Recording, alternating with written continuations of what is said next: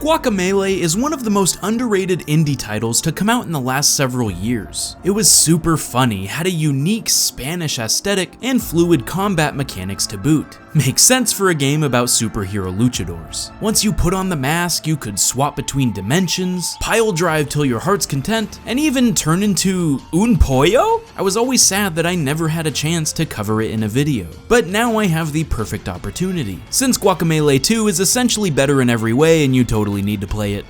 Right from the very start, our spicy salsa of a sequel draws you in. After a telenovela-style opening screen, it drops you right into the action against the final boss of the last game, fully powered up and kicking demon butt. After saving the day, our journey takes place 7 years later, now that Juan has settled down and become a family man. First off, I love that this is the reason you start the game without any strength or power-ups. Most games are like, yeah, you lost all your progress from last time because reasons. But here it's like, nah, you just got fat. It sets the tone immediately that this is gonna be a quest filled with humor, and it really is extremely well written. I forgot how good the first one was at this too. I think the biggest criticism Guacamelee 1 had was its reliance on dated memes and punny jokes. And I won't spoil anything for you, but let's just say the devs definitely heard that complaint. Instead, in your latest adventure, Juan gets visited by various alternate realities, complete with a council of chivos a la Rick and Morty style, and they inform you that you're from the only dimension in which a Juan survived, and the fate of the universe is at stake in the darkest timeline.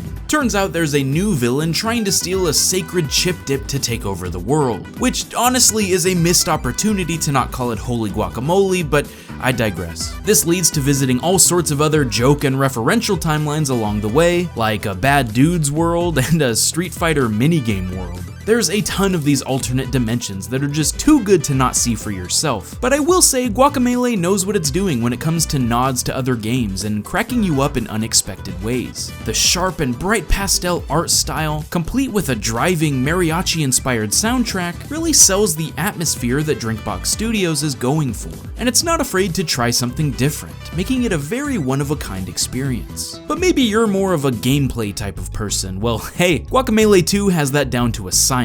All the previous power-ups make a return, but they've added a ton of new goodies and mechanics as well, like these grappling hooks that can fling you far distances, gravity-swapping tractor beams, and lava pillars that turn to stone when you change realms. Even the chicken ability has been completely overhauled to include a smorgasbord of new moves. Not only can you basically do whatever Juan can do in this form, beat up baddies, break through enemy defenses, and climb walls, but now you can also float through the air and bounce on bumpers like a pinball machine. There's even specific shrines that have to be completed as a chicken in order to proceed. Everything has been fleshed out, and they don't skimp on the upgrades early on. Right off the bat, they just keep on coming, almost to the point of becoming overwhelming if you haven't played the original. But the different luchador maneuvers, such as the rooster uppercut and frog slam, are especially genius because they serve the purpose of 3 main functions at the same time: platforming, combat, and gating your progress. Let's start with the metroidvania elements. Certain walls are blocked off by various colored boulders, which correspond to the different power-ups you can use, which not only helps quickly determine what button you need to press, but also provides a good tracking reminder on the map screen of what you'll need to acquire when you come back later. The game also has this amazing habit of looping back on itself at pivotal moments. So right after you gain a new way of traversal, it'll lead you toward an old area that now has new pathways you can explore, which greatly cuts down on the amount of backtracking you have to do, unlike most other games in this style. And while there are a lot of branching pathways, it negates almost any chance of getting lost, because when a particular section houses a secret chest or bonus upgrade, it shows you right as you enter the screen, so you know exactly what you're getting into and where you'll need to retreat afterward. And honestly, these extra side challenges to collect more health or stamina are some of the best parts of the game. At almost every turn, Guac 2 will introduce new elements to keep you on your toes, some of which build on your previous abilities and knowledge, while others are again nods to other games.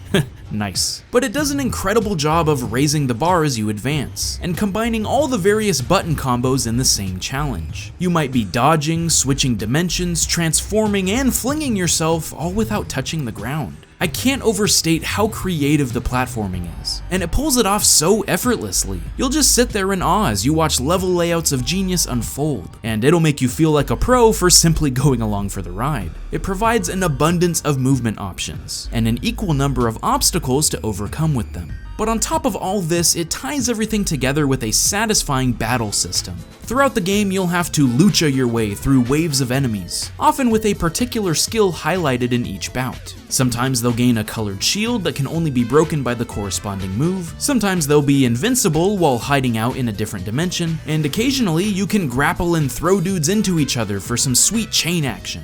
Boss fights are particularly memorable, and utilize your maneuverability as well as prowess for combos and crowd control.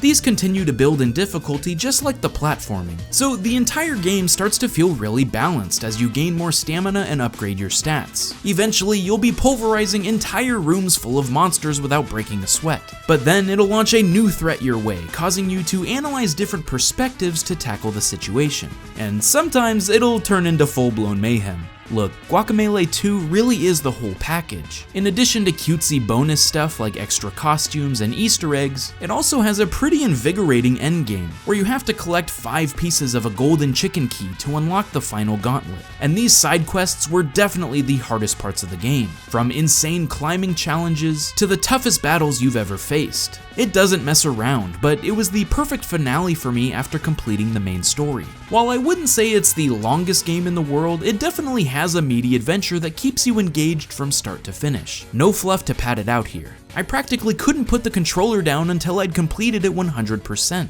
And I worry that much like its predecessor, it could fall off people's radar without giving it a proper go. So please, you need to play Guacamelee 2, if for no other reason, to see these ridiculous meme posters. I mean, can you believe this?